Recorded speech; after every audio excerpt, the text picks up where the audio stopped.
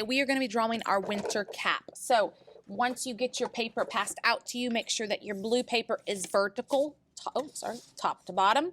Make sure it is on your paint mat. The first supply is going to be the basket of crowns that match our table. Once the supply manager passes those out, you're going to write your name and your teacher's code. I will remind you what your teacher's code is. Please return that crown to the cup and your cup back to our cart. Once we have written our name, we're going to flip our paper over, keeping it vertical. Supply manager, the next supply you're going to pass out is the long basket of black crowns. Please remember, broken crowns still work. I'm using one now. Now we are going to draw the winter cap that we practiced last week in our sketchbook.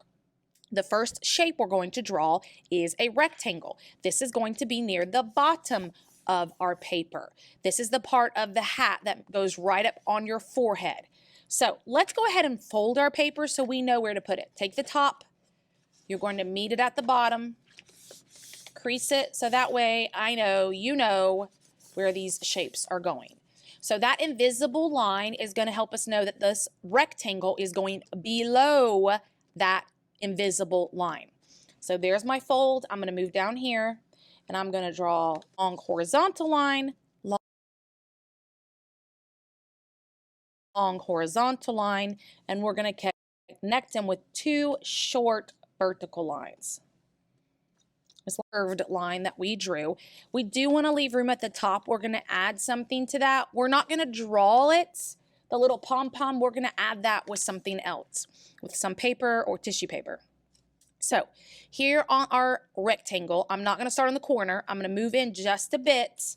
I'm going to come up, around, and back down. Again, this is a curved line, and I did want to leave room at the top. Do that. Once we've got those two shapes in line, put your black crown in the basket. Supply manager will put that basket back on your carts. Then Miss Lawson's going to be calling for our paint trays. So please listen. I will tell you when to go get it. We have two colors to choose from. You're either using yellow or red.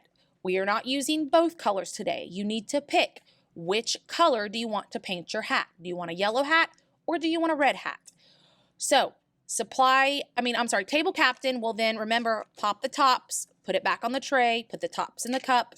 You're going to open both colors and put the tops in our little cup.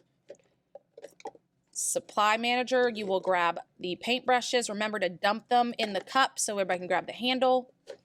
And we are going to pick which color we want to paint our hats. Now, this is just one part. We will be adding details to it next time, but this part has to dry before we can add the details. So I'm going to be using yellow. That does not mean you have to. You can choose to use whatever color you want. So when you figure out which color you're using, you're going to dip and you're going to paint. Now, the only problem with yellow right now, because we have blue paper, yellow paint, it looks a little green, but it'll dry more yellow. Again, we're not using both. You're not painting part of it yellow, part of it red. You are picking one of these colors to paint. We will add some detail using different colors next time. This part has to dry. So I'm just smearing it around inside my lines.